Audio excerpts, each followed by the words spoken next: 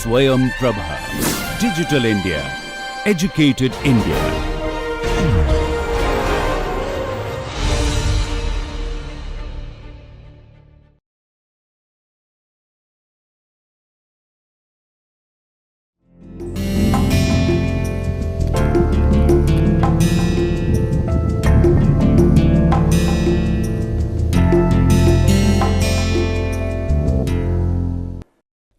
In our previous lecture, we have seen how Quark Express allows us quite a bit of flexibility and has some inbuilt very interesting effects that we can use to great advantage as long as we have color corrected and chosen the correct color mode in Adobe Photoshop. Therefore, as long as we have grayscale TIFF files, if we have CMYK TIFF files, or we have CMYK PSD files. PSD files, if you will remember, are the cutout files which we arrive at by using a combination of the eraser and the magic eraser tool in Photoshop. Then when we save it in the Photoshop format, the file extension shows up as .psd and we can bring it then into Quark Express and have it as a transparency, which means the background of that image disappears. You will remember that for the butterfly image that I was using, when it was a TIFF file, the butterfly image had some blue sky in it, and then when we used the tool, the eraser tool and the magic eraser tool in Photoshop, we got rid of the blue sky and we saved it then as a PSD, and we could bring in then only the flower and butterfly part of that image and then add various effects to it. If you have any kind of a black and white drawing or even a black and white photograph, as long as it is a grayscale TIFF file in Photoshop, if you bring it into Quark Express, you have seen how I showed you that from the color palette, we are able to then affect the white portion of the image. We are also able to affect the black portion of the image, right? Now, having worked on the basic special effects of the images, I would like to use today's lecture, or at least some part of today's lecture, to show you the purposes of some of the other tools that Quark Express has built into it, and I will show you the effects that are made possible through the use of these tools. So, for example, we have already explored the tool that says Text Content Tool. The Text Content Tool allows us, if you click it and then you drag it like this, it allows us to draw a text box. I know it is a text tool and I know that it is a text box because immediately after I finish drawing it, the cursor is flashing and I am able to type, right? This same text content tool allowed us to bring text in to the automatic text box that we had realigned and resized on the master page of the book that we have been typesetting together over my earlier lectures. Now here is therefore the text content tool I have drawn. One of the things you know by now that I can do to text is that I can come here and I can change the appearance, therefore I can change the typeface. I have gone from a serif to a non-serif. From my bottom of the screen, I can change it, the size, it can become 14 point, it can become 24 point, right? Quark supplies us, as does InDesign, certain prefixed sizes for the text are available here. You may also wish to just experiment and type in an unusual size. As long as you type it in the correct place and you press enter, you can get any size of typeface that you desire. Coming to the bottom here again to the font menu, next to the typeface, there is a place that says Roman. Roman text means plain text. It means not typeface that is wearing togas and running around giving speeches and orating. Roman typeface just means plain text. No italic, no bold, nothing. Okay? Text without any special effects whatsoever. Now here, I am seeing that when I have chosen this typeface called Fournier MT, the typeface comes with two options. Either I can choose Roman or I can choose Roman italic, right? Italic is slightly slanted text. So these are the two typeface options that I have. If I don't want to choose italic, I can also look here at that F that I have referred to earlier for quite a few lectures. This allows us to choose some other type styles. For example, I can have small caps. Please observe, and I will type it out again for you. The small caps and the all caps have a bit of difference. That the first one was small caps. I am now choosing, as you can see from the bottom of my screen, I am choosing all caps, right? Look at the difference in the height of the letters.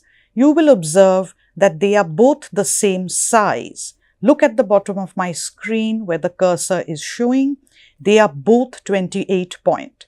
But this is all caps, which is the maximum, maximum height, the biggest form of that letter in that size. All caps. Cap stands for all capital. Whereas the small caps, specially programmed into each typecase, and those are smaller capitals. They help us very much when we are doing things like subheadings, when we are doing the running heads or the running feet on a page, when you want within the same font a little bit of typographic difference, then you can have the chapter title or the book title in all caps, and you can choose to have the subhead or a subtitle or even the name of the author in small capitals, right? You don't artificially have to make the capitals smaller. You simply highlight the word and you choose the small cap option. Many publishers like to use small caps for things like VOL dot, right? If you look at the screen, I'm going to show you some options now where in the running text, you will have options for the use of small caps. So often, it could be volume 1 or volume 2 written like this. In that case, we recommend you make this not all caps but small caps. The capital letter idea is respected, but you get a slightly smaller, gentler option. Sometimes people believe the use of all capitals is almost like shouting. So in the body text, we tend to avoid the use of all caps. Right? You can see volume, we use it for volume 1, 2. Sometimes it could be number 1, number 2, number 3. This often applies to, extended information on books, what we call bibliographic information. So it could be an illustrated history of India, vols 1 to 3, which means it's a 3-volume book and the author has referred to all 3. Sometimes this also applies to the bibliographic information provided for a particular issue or a journal, and therefore you can have volume 1, issue 2, or the formal way of writing the issue is often number. So number 3, volume 23, number 15, and so on. In those cases, we recommend, in body text often, we recommend the use of small caps because all caps tend to be very prominent. They tend to look quite ugly. They draw your eye so that you end up only looking at those alphabets and not the others around it. Sometimes some publishers also prefer using it for abbreviations like this, for abbreviations like the date abbreviations that we can often find for AD, BC, etc. So be aware of this stylistic difference. It is advised that you use them in body text, and of course they help when you're trying to create levels of text with subheads and so on, or even often on the front cover, right? Now with our text, we can change the color of the text, right? As long as you have a color in the color palette.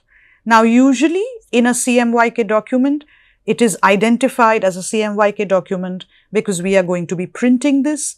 Whether we use only one color or all the 4 colors, Quark lets you know that you are in a print layout because it shows you the CMYK colors on the side. Remember, cyan, magenta, yellow and black or the key color. If you want to add a color, you press this plus sign on the color palette and you move this little black point anywhere on the color wheel and you arrive at the desired color. We had tried this earlier. You can either add a color from here and you press OK and it shows up on your color palette, or if you have an image on the screen, if you will remember, we did this from the butterfly image. Here's the butterfly. I'm getting it into a picture box, right? Here comes my butterfly. It's quite big, so I say scale picture to fit box. And I see that the box is a bit big, so I do a second step now and I say scale, fit the box to the picture so the extra box bits can close. And if I want the colors from this, then I use the eyedropper tool, as you can see where my mouse is at the base of the color palette. I use the eyedropper tool and I can select any color here from this butterfly and it is showing up at the bottom, and then I double click it, I give my OK to it and it comes in here. If I want the pink, again I double click it, I say OK and it pops up into my list of colors. So when we have text, we can change the color of the text. We can change the color to a shade of the original solid. So this is showing here as 100% of this color. This is showing, as you can see, 50% of this color, right? The more you pull this lower, the lighter the color gets. So even within the same shade of color, just by pulling this arrow up or down, you can make it a lighter shade, and this allows you to have actually from one color many different colors to choose from. You can also affect the opacity, and I think we had done this when we were writing on the butterfly. If I bring this text here onto the butterfly, if it goes to the back, you just right click, you come to an option called send and bring, and you say bring forward, and there it comes. This is solid text. If I choose the text and I affect the opacity, it becomes more or less transparent. Sometimes you might need this for a certain design that you are working on. Otherwise, opacity of the text can remain at 100. With text, if you keep looking at my text box, with text, we can choose to change the alignment. If we come down to this bar at the bottom, we can have left aligned text, we can have center aligned text, or we can have right aligned text. Sometimes, especially in the case of running text in the book, it is advisable that you stick to justified. When you stick to justified, please be very careful. There is also an option called forced justified. Please remember that we never use forced justified for any text, because if there is a short sentence that ends the paragraph, forced justified will stretch those letters out and create a very ugly, very badly spaced line at the end. So never say forced justified, just choosing justified is enough. There is another aspect here that I would like you to be aware of. At the bottom of your page, you will see an option called text box. If you choose this text box option, you get various other choices. For example, you can make the text box have more than one column. If you come here, you will notice the icon here is showing you the picture of columns. If you forget, it is a property applicable to text boxes. So a very easy way is to look at the bottom of your screen, search for the text box option, come to what is the column icon and choose 2 columns. You will notice then, and you must always press enter. If you keep looking at my text box, here I'm making it 2 and I press enter, and you can see at once it has become a 2-column box, right? And this intercolumn area, which is the gutter, This intercolumn space or the gutter width is often given a default value in Quark Express. Here you can see the default is 0.167. If you wish, depending on your design, you can increase the column width, right? You can increase that. I have increased the number of columns. I'm so sorry, please forgive me. I'm taking it back to 2 column. I want to press this and you will notice the space between the columns is increasing. This is known as the gutter, the intercolumn space, and it can simply be increased or decreased from the bottom of your screen. If we go back to a single column box, I actually want to show you another effect, and here we are. If you will notice, no matter how much I am opening my box, the text is clinging to the top of the box. Now, if I am designing a book cover where the box itself has a color, right? This box now has color. Maybe I want to put this on top of my cover. I'm designing, let's just assume I'm designing a book cover with this butterfly picture, right? I'm going to open it up to look like a front cover. Here's my book cover, and I'm going to stretch this picture to fill the whole cover, right? I want a full picture or a flush picture, a picture that goes right up to the edges. Here it is. Now, in a picture like this, what I can see at once is that there is enough blue sky for me to put the text on. Therefore, on this picture, I would say this picture has what I would call native area for text. This is especially important when you are choosing an image for a cover. Does it have an automatic space? Is there somewhere where the color is either black or fully white or a flat color, as we have here in the sky?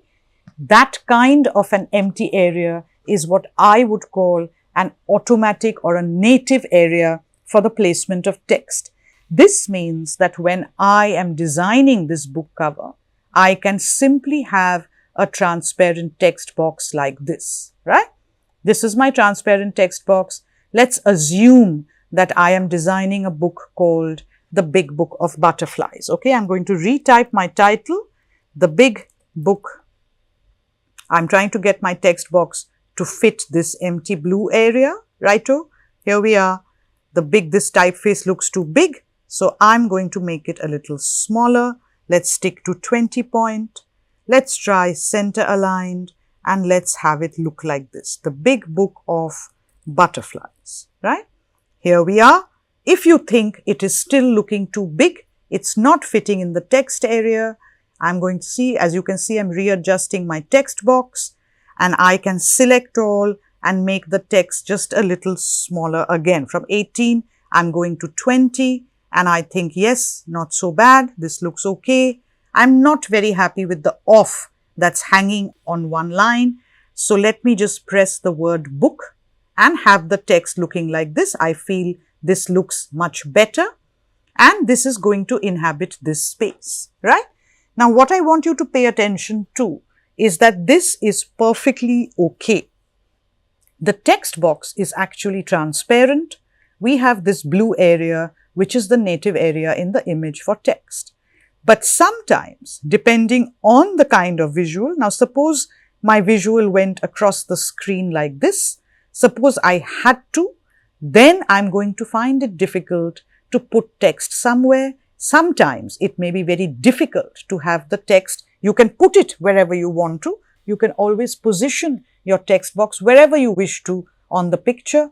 But remember, if the text box is transparent, the colors of the picture are obviously visible through the text box, and your text may or may not be readable. In that case, in many instances, we imagine that we have to have a colored panel to hold our text.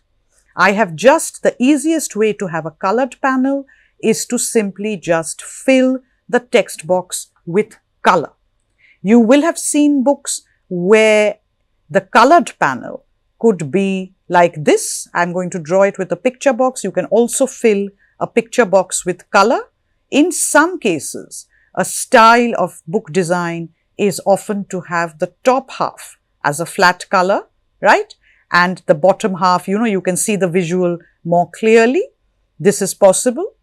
Sometimes it is at the bottom, the color box is at the bottom. So I'll move this and you'll recognize this style of design at once.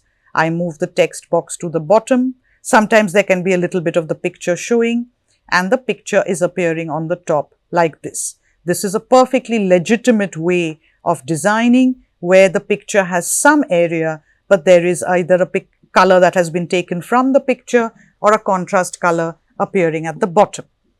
In certain cases, the picture can appear right through, all the way from top to bottom as it was, and you can choose to have a strip. I say strip because then the color box becomes much more narrow and it sits somewhere like this. It could be at the top, sometimes it can be at the center, sometimes it can be at the bottom, etc. Right? We are then creating a colored, what I would call a colored panel to hold the text. So now if I bring my text box onto this, which I was using itself as the color panel, perhaps I need to put it like so, right? Touching this edge and touching this edge. A color panel can stretch right across the cover. If you wish, it can also be like this. It can be smaller, it can be center aligned, it can be clinging to one side, always keeping in mind the image that is there on the cover behind. Which part of the image can you cover and still convey what that image is about? If it is the picture of a person, you obviously can't put a text box right on their face. Maybe you can put it lower down. Over here, I'm placing it like this because somebody looking at this book cover will still be able to tell that this is a butterfly on the cover, right? So be careful when you are choosing a colored area for text, whether it extends across from margin to margin or not, whether it's left aligned, right aligned, etc. Make sure that no vital area of your picture is covered. Sometimes the text area can even be white. It's absolutely not a problem. But the point that I wish to make here is different. The point that I wish to make here is that when you have text in a box, right? Never close up the box like this, where the text goes from edge to edge. If this was left aligned text, you can see how it's absolutely touching the margins. This is not acceptable. In this case, open your box up a little bit, right? Open it up a little bit and come to the bottom of your screen. Look for the text box option, and right along the side you have an option which you can see my mouse cursor is now on. That option says inset text on all sides. Inset text, and you just put a value. If you're nervous about putting a value, just press this arrow and you can see something lovely happening to the text, which is it gets pushed in. Can you see this border that has now happened? So this is very useful and in fact, I would say almost mandatory. Please use the text inset when you have text in a colored box. The rule is that the text should not be touching the edges of the color panel, okay? If you don't want to use the text inset, I'm going to show you another trick, which is use a picture box like this. Use a picture box as your color area.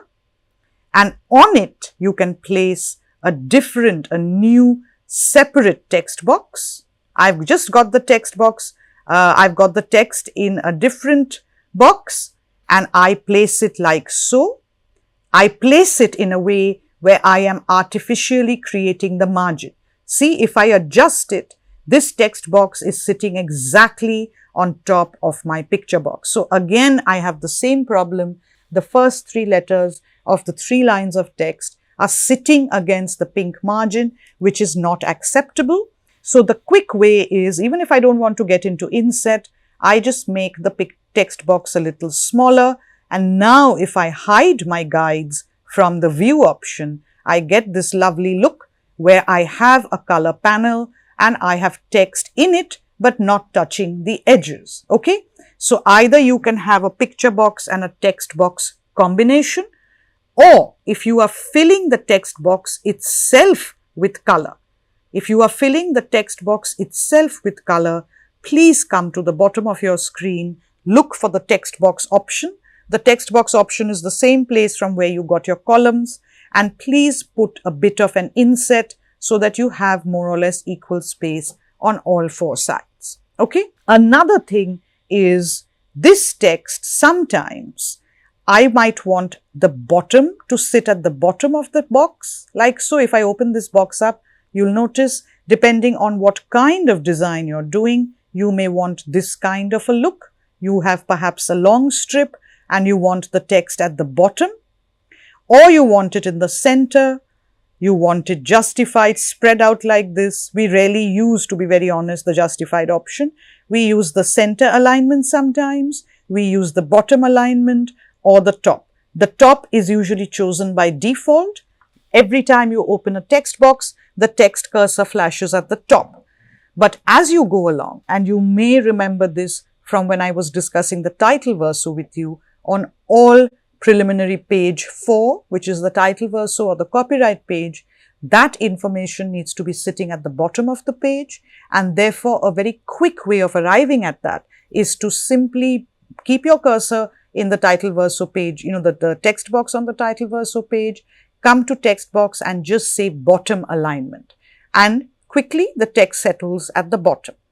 So these are a few things I just wanted to point out. While you are working with text, you might have this situation even inside the book, in which case always remember, if you have text in a colored area, please put the inset. Therefore, text and text boxes can be any color you desire. They can be as opaque, as light, or as dark as you desire. You can also put a border.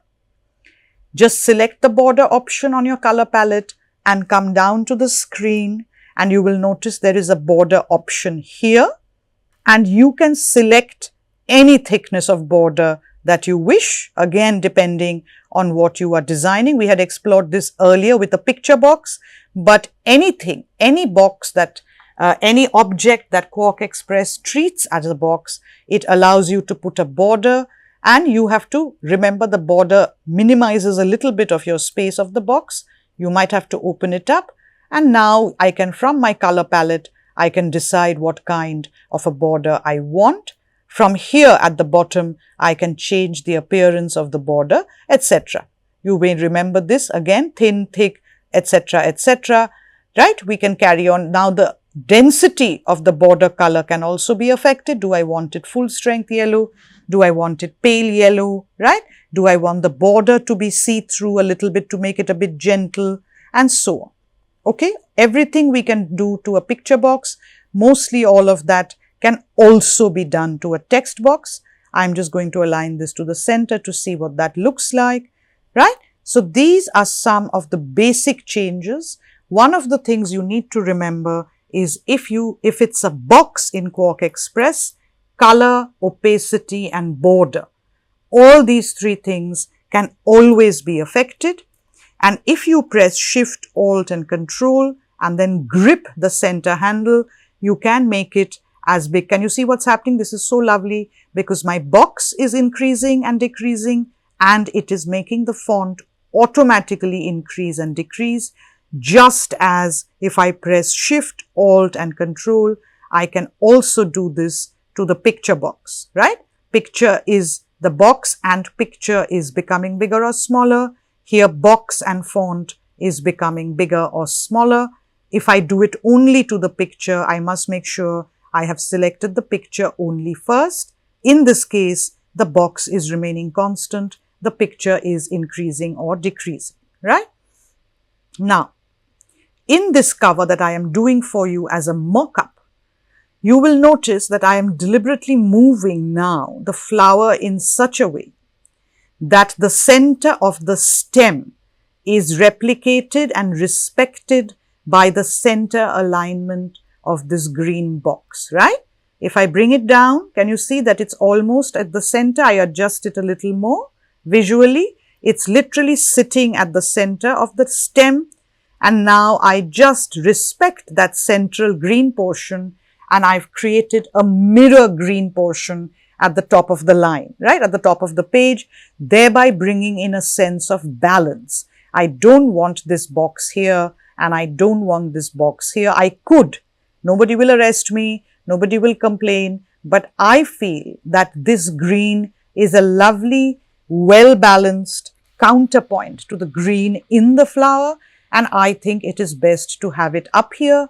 Perhaps at most we could move it down a little bit so that this blue area where my cursor is going up and down appears to the eye to be equal to this blue area on the left. And yet I know that my butterfly is safe. The butterfly's head or face, etc. is not getting covered.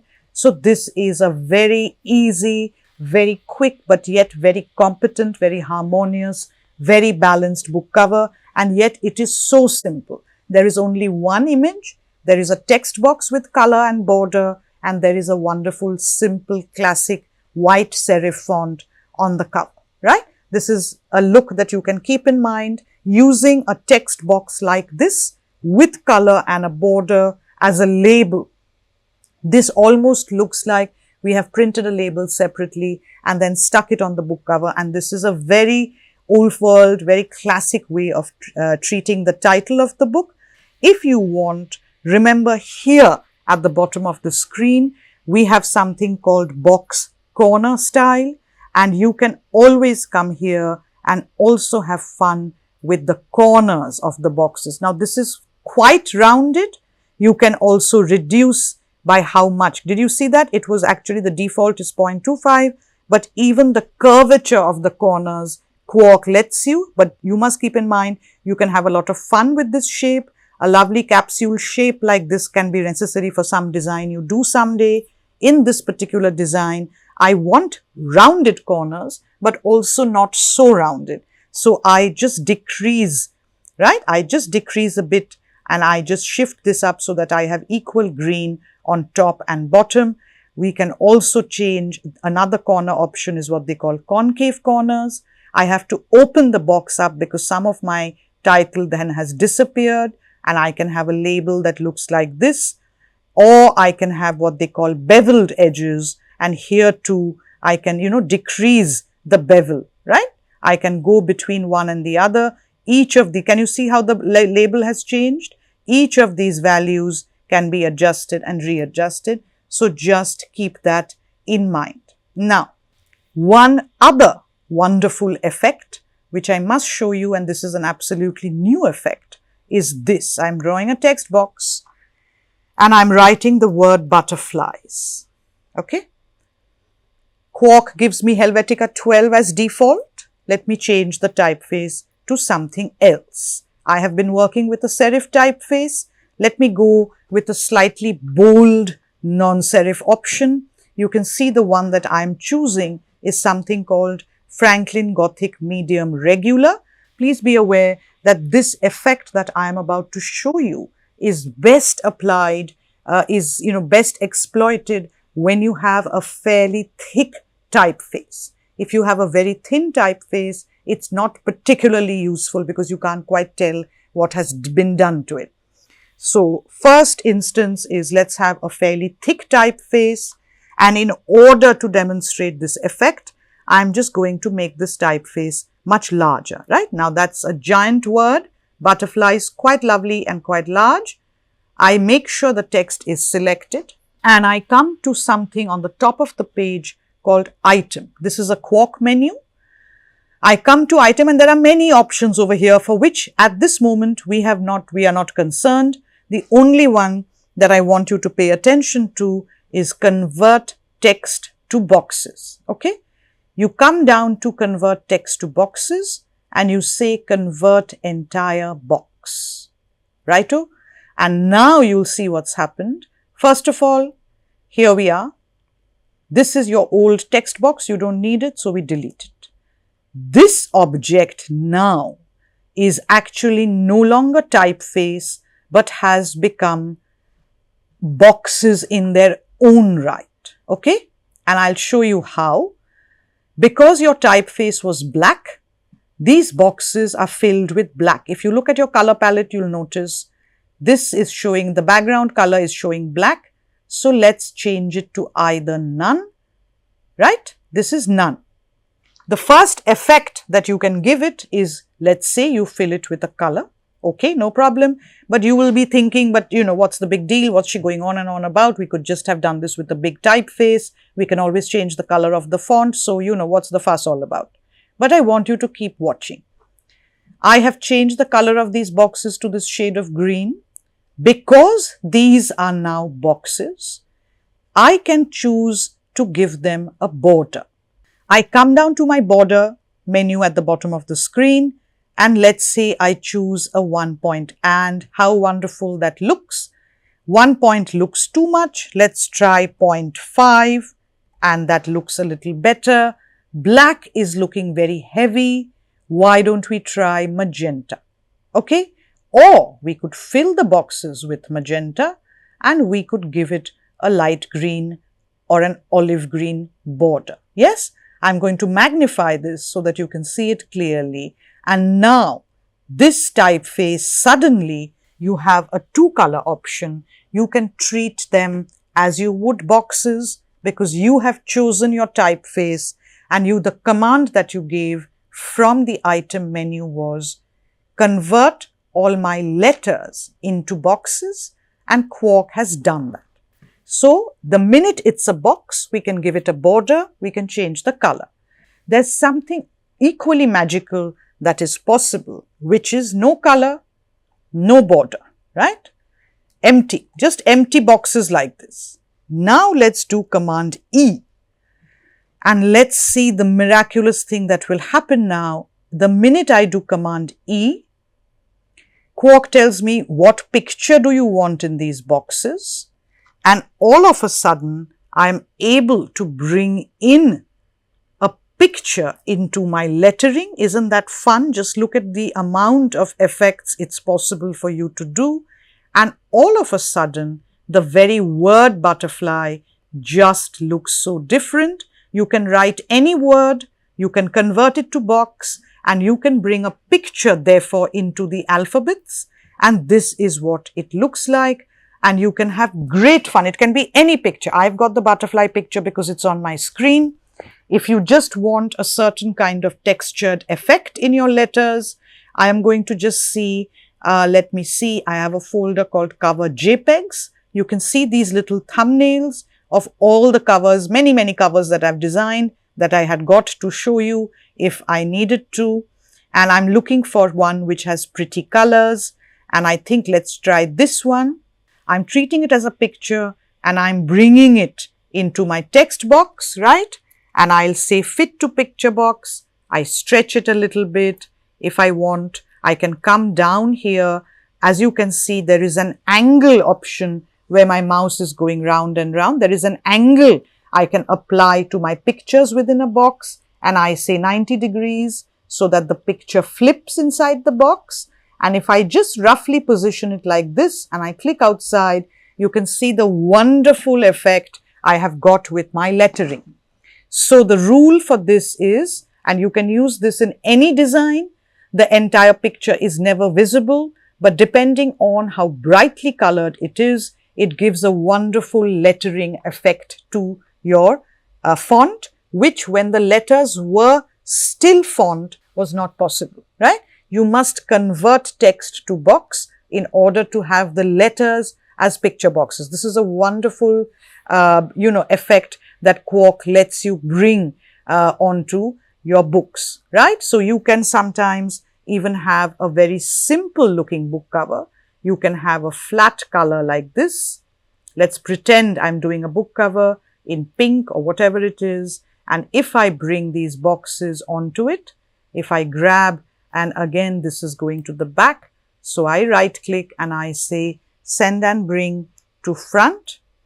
And can you see how dramatic the text looks? Of course, you may need to vary your background color to make sure that the picture box that you have created is very visible and you can take advantage of it. Let's try it against black, and that looks so interesting. You can always move the picture in these letters more or less to make sure that the readability is maintained.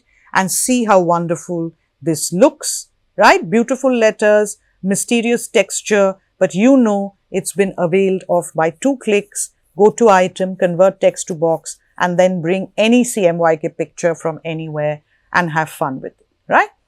So these were some of the primary textual effects that I wanted to show you, that you can keep in mind. Text and text box together can help you have very effective designs.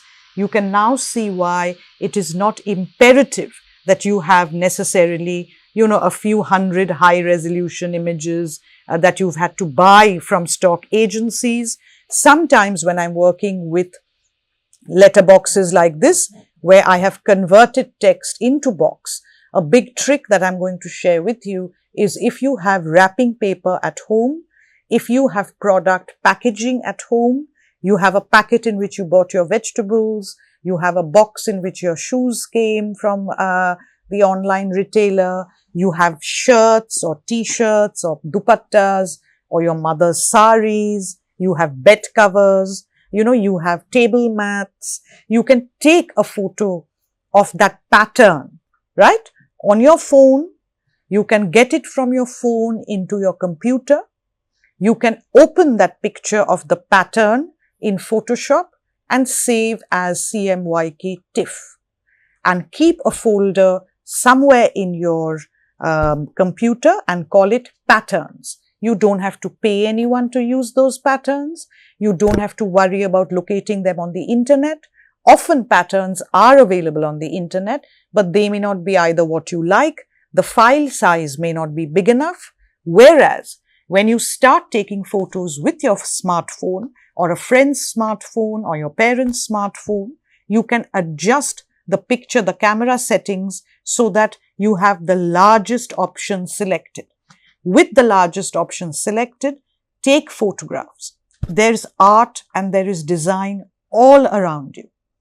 You can take pictures of grass, you can take pictures of furniture, the texture of a wall, you can take the photo of a curtain hanging at the window.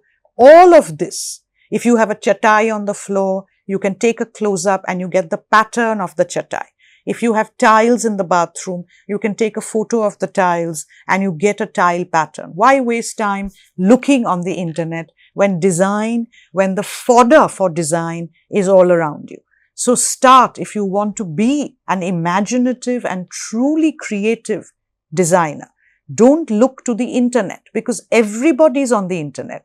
It has become a common marketplace for all designers. Look at what is around you first. Look at clothes at home, look at objects at home, take those patterns, photograph them, save them in your computer, send them from your phone. You can always attach and email them to yourself. Try to email the original image so that it comes in its uncompressed format. Save them as texture 1, texture 2, texture 3 or pattern 1, 2, 3, 4, etc. And sometimes when you are designing in interesting lettering like this, you can bring in those patterns, and how beautiful it looks. It's just 2 clicks. In our next lecture, I will continue from here and we will explore more of the various tools that Quark Express has, which are very simple and yet they will help us design better and better.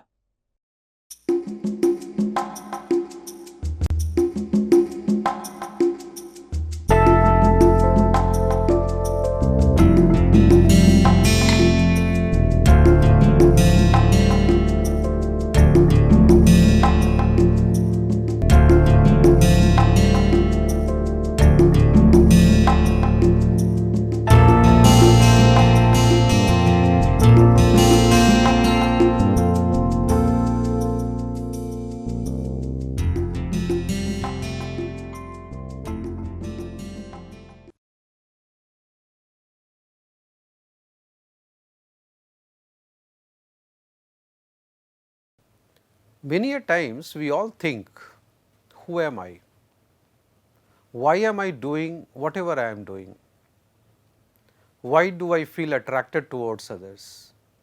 Why do I feel very aggressive in certain instances?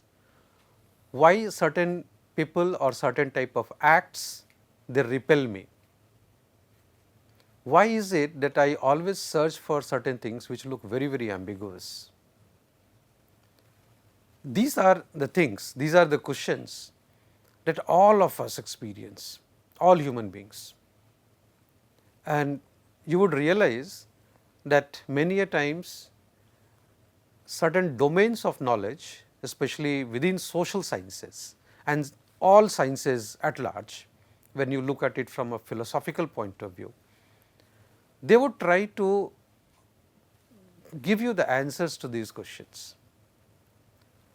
Now, one of the branches of understanding which helps you understand things much better, which also helps you understand not only what is visibly present before you, what is glaringly apparent to you, rather which also tells you what is not visible at all, what goes within.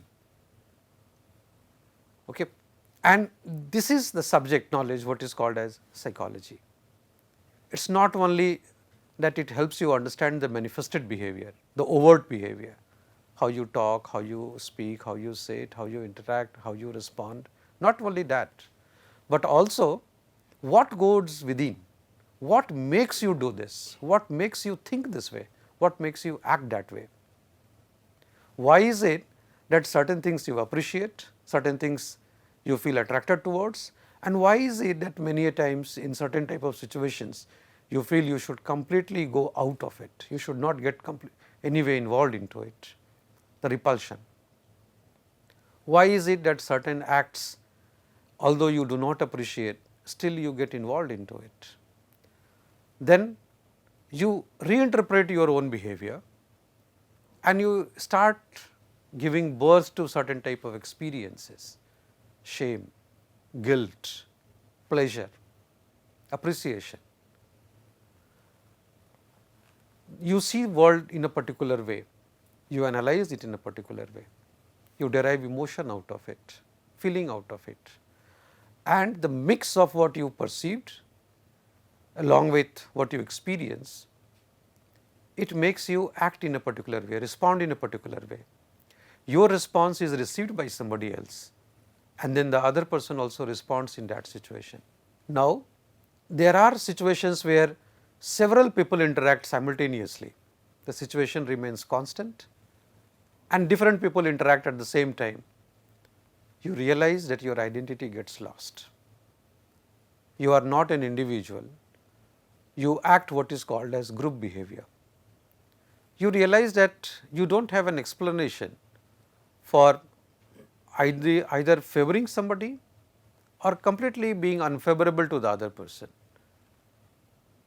You later on realize that it was a favorable or an unfavorable attitude towards that individual. You realize that you repeat certain form of behavior. Why? You do not know. People tell you that such type of repetitions are not normal. Human beings largely do not do that. And then you realize that okay, this is a particular pattern of a behavior for which I require the help of a specialist. The specialist tells me that this pattern of behavior is given a particular taxonomy, a particular nomenclature, which is either some aberration in the normal behavior, it is a neurotic form of a behavior, psychotic form of a behavior, it could be a psychosomatic response. And psychology, it covers all of this. So, if you want to understand yourself, if you want to understand others, this is the subject which helps you achieve that target.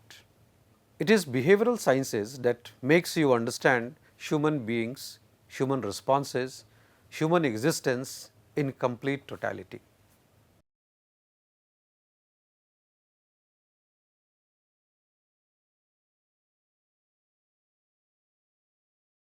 Hello, good morning everybody. I am Raghunandan Sengupta. So, I will just give you a very brief excitement area of finance, which is quantitative finance, and that has a huge market starting around about 10 years back, and it is exploding exponentially. So, what do we mean by quantitative finance? Quantitative finance is actually the application of different mathematical and statistical techniques in the area of financial markets, be it say for example derivative pricing, be it in the area of say for example portfolio management, be it in the area of asset liability management, be it in the area of portfolio management, we see that the application has exploded in such a way that there is a huge opportunity for people who have a quantitative background in mathematics and statistics. They can utilize those in the area of finance, but obviously with some prior knowledge of finance as a subject. Now, when we say about quantitative finance, as I said, it is an area of applied mathematics and statistics applied in financial markets. Use of different areas, if somebody is interested to know, we have stochastic calculus, we have derivative pricing, we have operation research, we have quantitative techniques like differential equations, stochastic calculus, time series, and they are heavily used in the area of quantitative finance as I mentioned. Now, we all know that in 1997 the Nobel Prize in Economics, so it is basically the Nobel Memorial Prize in Economics was given to the work of Merton and Scholz in the area of derivative pricing, and after that there has been exponential increase in the area of quantitative techniques in quantitative finance and in the area of different type of derivative pricing. With the advent, moreover with the advent of high-ended and sophisticated computing data, big data has come in a very big way, where application areas starting from computing, from different type of algorithm design have been taken up in such a big way that nowadays at least we are able to understand that how high frequency data algorithm trading can be utilized using the concept of quantitative finance in the area of finance as such. But there is a flip side also, obviously when there is a huge amount of development. So, obviously due to some regulation errors or something, there has been some pitfalls, which I think should be a bullet point for people who are really interested to take up quantitative finance. They should be aware. So, consider the financial crisis in 2008 and later on, and we are seeing different banks are failing, different financial institutions are facing a problem, countries are facing a problem like in Europe, in USA.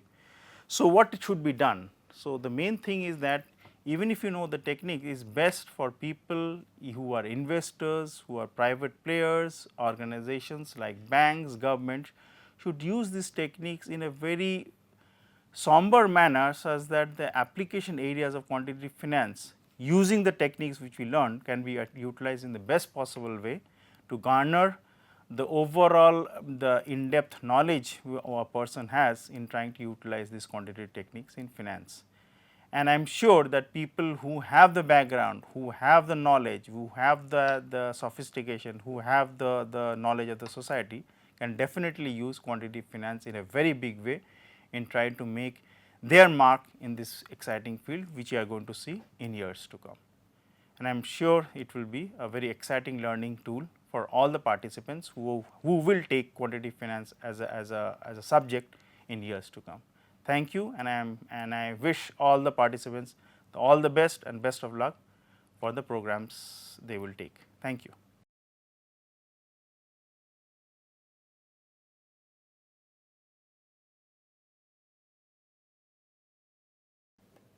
I am A.K. Sharma and I am professor of sociology at IIT Kanpur. The question I am going to address is what is urbanization? Urbanization is essentially the process of population concentration, which means that if more people start living in a smaller number of places, or if the distribution of population becomes more unequal, like more people living in places like Bombay, Calcutta, Mexico, then we say that the urbanization is taking place. Essentially, it means increase in percentage of population living in areas or localities which are defined as urban. Urbanization is a new phenomenon, of course, a post-industrial phenomenon. About 200 years ago, hardly 5% population of the world lived in urban areas, and today more than 50% population of the world is living in urban areas or localities which are classified as urban. You will be happy to know that according to 2011 census of India, in our own country for the first time, increase in the urban population has been greater than the increase in the rural population. Though India is not so urban as the developed countries, and about 31% population of India only is living in urban areas. We can believe that in 10 years, 20 years, 30 years time, India will also be more urban, at least more urban than what it is. It may not be 80%, but certainly it will be 35% or 40%. Now, how is this urban locality defined? Because this definition of locality as urban or rural is crucial to measure level of urbanization. I will give you definition of our own country. In Indian census, an urban locality is defined in two ways. There are statutory towns and there are census towns. All places with municipality, municipal corporation, cantonment or notified town area committees are called urban. This is statutory definition. According to demographic definition, there are three main criteria. If a locality has more than 5,000 people or 75% of male labor force is engaged in non-agricultural activities, or the density of population is 400 per square kilometer or 1000 per square mile, then we say that the locality may be classified as urban. There are many other additions to this definition. Now, we have the concept of urban agglomeration and many other things, but essentially this is how urban population is defined in India.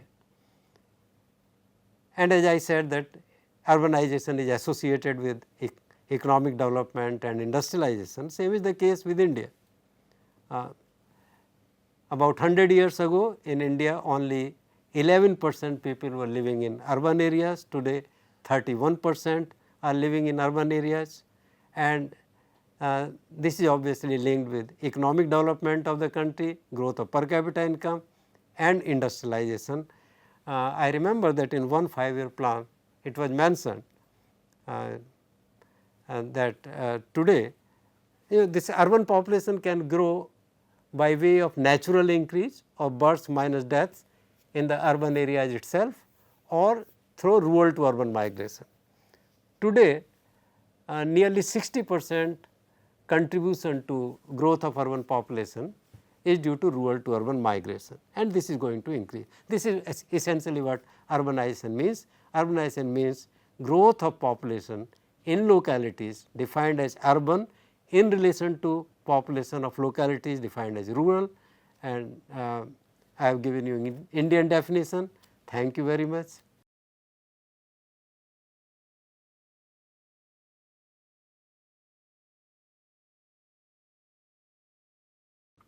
Hello and welcome to this piece of literary snippet. We usually know William Shakespeare as the most revered figure in the history of English literature. But we often tend to forget that he has also been one of the most hated figures in literature.